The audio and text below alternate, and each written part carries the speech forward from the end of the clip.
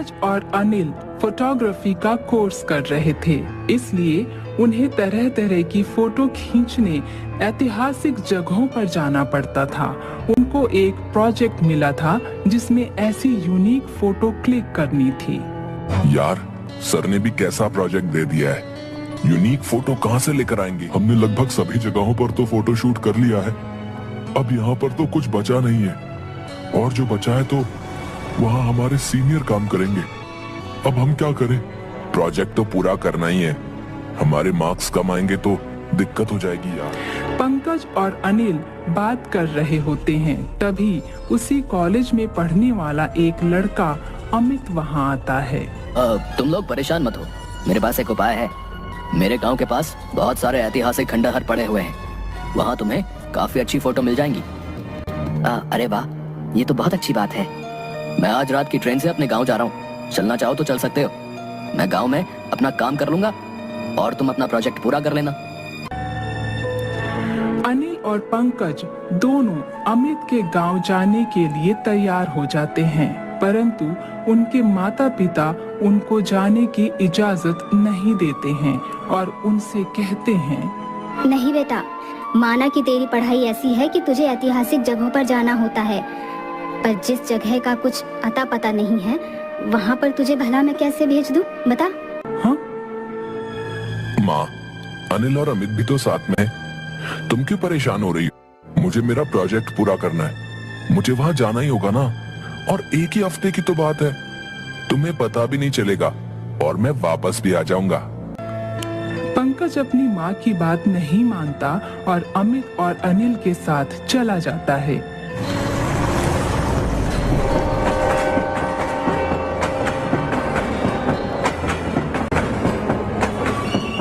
Train हवा से बातें करती हुई उनको गांव के स्टेशन पर पहुंचा देती है। वहां बिल्कुल सन्नाटा होता है। अमित, यार यहाँ पर इतना सन्नाटा क्यों है यार? इस स्टेशन पर तो एक भी बंदा नहीं दिख रहा है। छोटा सा गांव है ना, यहाँ पर लोग इतना बाहर नहीं निकलते। किसी को जब जरूरी काम होता है तभी वो रेलवे स्टेशन पर आता है। हम जैसे लोग जो गांव आते हैं वही स्टेशन पर दिख जाते हैं। वो तीनों एक बैलगाड़ी में बैठ जाते हैं और गांव की तरफ चल पड़ते हैं। तभी एक बुढ़िया उनको रोक लेती है। कहाँ गए तुम दोनों? मैं तुम्हारा ही इंतजार कर रही थी। बहुत समय लगा दिया तुमने आने में। तुम्हें तुम्हारी मौत आखिर इस गांव में ले ही आई। मैं जानती थी कि तुम मरने के लिए जरूर आओगे। अरे अम्मा, जाओ यहाँ से, ये अपने ही आदमी है। इन अम्मा का दिमाग चल गया है। ये ऐसे ही बोलती रहती हैं। चलो भैया चलो, थोड़ा तेज बैलगाड़ी दौड़ाओ। पंकज बैलगाड़ी में बैठा हुआ पीछे मुड़कर देखता है तो वो बुढ़िया उसको देखकर मुस्कुरा रही होती है। पंकज को बहुत अजीब लगता है, परंतु वो कुछ कर नहीं सकता था। वो भी ये सोच लेता है कि इसका दिमाग खराब है, इसलिए वो ऐसा कर रही है, परंतु उसके दिमाग से उसकी बातें नहीं निकलती हैं। तभी वो अमित के घर पहुंच जाते हैं। अमित की माँ दरवाजा खोलती है और दरवाजा खोलते ही चौंक जाती है। ये दोनों यहाँ पर? माई, ये हमारे दोस्त हैं। ये कुछ दिन के लिए गांव घूमने आए हैं। ठीक है, अंदर आ जाओ।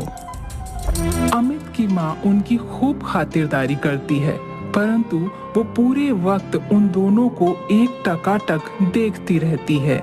ये सब अनिल को बड़ा अजीब सा लगता है। अमित उनको रात में घर से बाहर निकलने के लिए मना कर देता है।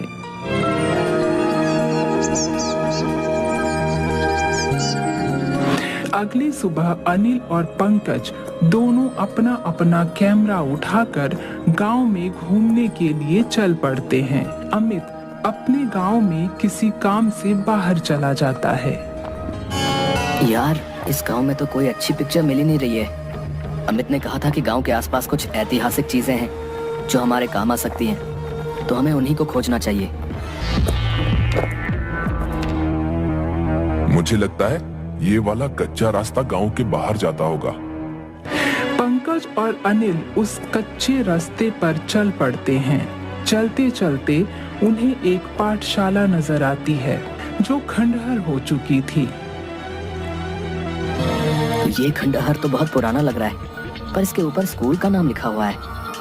लगता है ये पाठशाला सदियों पुरानी है। इसके अंदर जाकर देखना चाहिए कि इस पाठशाला के अंदर क्या राज है। पंकज और अनिल जैसे ही उस खंडहर पाठशाला की तरफ बढ़ते हैं, तभी वहां एक आदमी आता है और उन्हें रोकते हुए कहता है, अरे अरे, तुम दोनों यहाँ पर क्या कर रहे हो? तुम इस गांव के तो नहीं लगते। हम यहाँ पर कुछ तस्वीरें खींचने आए हैं जो हमें हमारे प्रोजेक्ट के लिए चाहिए। हम शहर से अमित के साथ आए हैं। इस पाठशाला में भूल से भी मत जाना। हाँ, इस रहस्यमयी पाठशाला में आज तक जो भी गया है ना, वो वापस नहीं आया। हाँ। अब क्या है इस रहस्यमयी पाठशाला में? अब देखो भाई, ये तो मुझे भी नहीं पता कि इस पाठशाला में क्या है, ठीक है ना, पर इस पाठशाला में कोई नहीं जाता है। इसके पास बस एक चौकीदार रहता है जो लोगों को यहाँ पर आने के लिए मना करता है, और वो भी दिन ढलते ही यहाँ से चला जाता है। दिन ढलने के बाद तो यहाँ पर परिंदा भी पर नहीं मारता, समझे? ठीक है, तो हम दिन ढलने से पहले पहले ही यहाँ से चले जाएंगे। पंकज और अनिल उस व्यक्ति की बात नहीं मानते और सिक्योरिटी गार्ड के पास पहुंच जाते हैं। सिक्योरिटी गार्ड उनको देखकर वहीं पर उन्हें रोक लेता है, पर जब वो दोनों अपने काम की बात बताते हैं तो वो उन्हें जाने देता है और दिन ढलने से पहले उस रहस्यमयी पाठशाला से बाहर निकलने की बात भी बता देता है। अरे, इस खंडहर पाठशाला में तो मुझे बड़ा डर लग रहा है यार। वो देखो, वहाँ कोने में एक बुढ़िया बैठी है। चलो उससे पूछते हैं कि इस खंडहर पाठशाला का राज क्या है। दोनों उस बुढ़िया के पास जाते हैं तो वो डरी डरी सी उन लोगों से कहती है, भाग जाओ यहाँ से, भाग जाओ यहाँ से, नहीं तो ये शापित पाठशाला तुम्हें भी खाई जाएगी। हाँ। उस बुढ़िया की ऐसी हालत देखकर वो उसे पानी पिलाते हैं और उसे प्यार से काबू में लेते हैं। तब बुढ़िया बताती है, ये पाठशाला शापित है। बरसों पहले इस पाठशाला में एक बच्चा गुम हो गया था, जिसका पिता एक जादूगर था। उसने इस पाठशाला को खंडहर में बदल दिया और इसमें रहने वाले सभी लोगों को भी गायब कर दिया। तब से यह पाठशाला एक रहस्यमयी पाठशाला बन चुकी है। तो इस पाठशाला को ठीक करने का कोई उपाय तो होगा? ये पाठशाला एक चाबी से ठीक हो सकती है। इस पाठशाला के एक कमरे में एक बच्चा कैद है और उस कमरे की चाबी इसी पाठशाला में कहीं छुपी हुई है। अगर कोई उस चाबी को ढूंढकर उस बच्चे को आजाद कर दे तो ये पाठशाला सही हो जाएगी और इस पाठशाला में कैद बच्चे भी आजाद हो जाएंगे। पर उस बच्चे को कैद किसने किया था? उसको एक अध्यापक ने काम ना करने की सजा दी थी, पर वो उसको कमरे में बंद करके भूल गया था। वो बड़ा ही क्रूर अध्यापक था। वो सबको ऐसी ही भयंकर सजा देता था। पंकज और अनिल ठान लेते हैं कि इस रहस्यमयी पाठशाला को श्राप से मुक्त करेंगे और बच्चों को आजाद करेंगे। उस पाठशाला में एक लाइब्रेरी होती है। जब अनिल उस लाइब्रेरी में चाबी ढूंढ रहा होता है तो एक किताब गिरती है। ये किताब न जाने बार बार क्यों गिरे जा रही है। मैं बार बार इसको रखता हूँ और ये बार बार गिर जाती है। कहीं इस किताब पे गिरने में कोई राज तो नहीं है? पंकज और अनिल उस किताब को खोलकर देखते हैं तो उस किताब के अंदर पेजों के बीच में एक चाबी होती है और साथ ही लिखा होता है कि जब तक उस क्रूर अध्यापक की कुर्सी नहीं जलाई जाएगी तब तक वो इस रहस्यमयी पाठशाला को श्राप से मुक्त नहीं होने देगा। वो चाबी जैसे ही उस किताब से निकलती है तो सारी किताबें अपने आप ही उड़ने लगती हैं और किताबों की रैक जोर जोर से हिलने लगती है। वो चाबी लेकर भागते हैं। चाबी तो हमें मिल गई, पर वो कमरा कहाँ ढूंढे जहाँ पर वो बच्चा कैद है? पंकज और अनिल पूरी पाठशाला में घूमते हैं पर सब कुछ काला पड़ा हुआ होता है।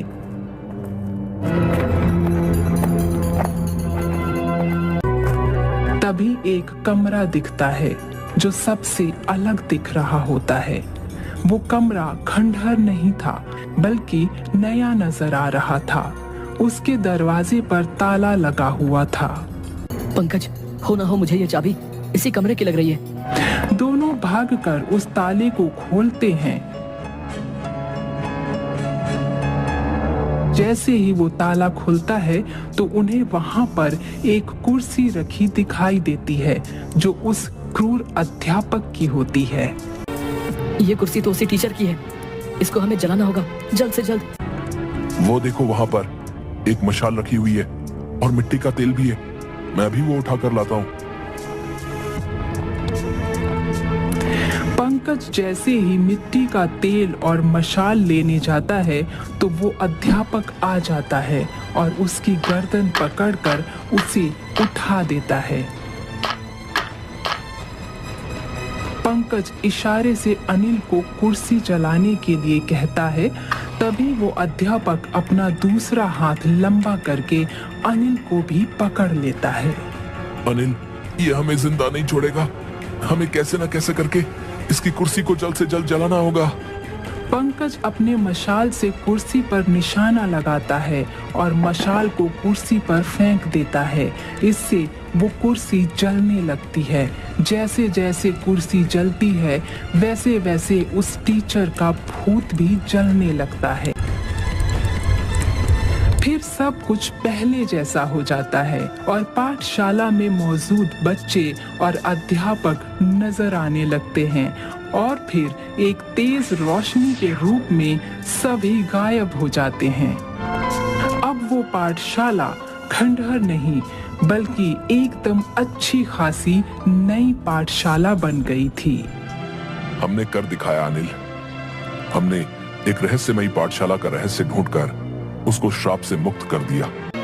दिल को बड़ा सुकून मिल रहा है यार। अब फिर जब वो दोनों उस रहस्यमयी पाठशाला से बाहर आते हैं तो वो बुढ़िया भी उनके आगे हाथ जोड़कर एक रोशनी में परिवर्तित हो जाती है।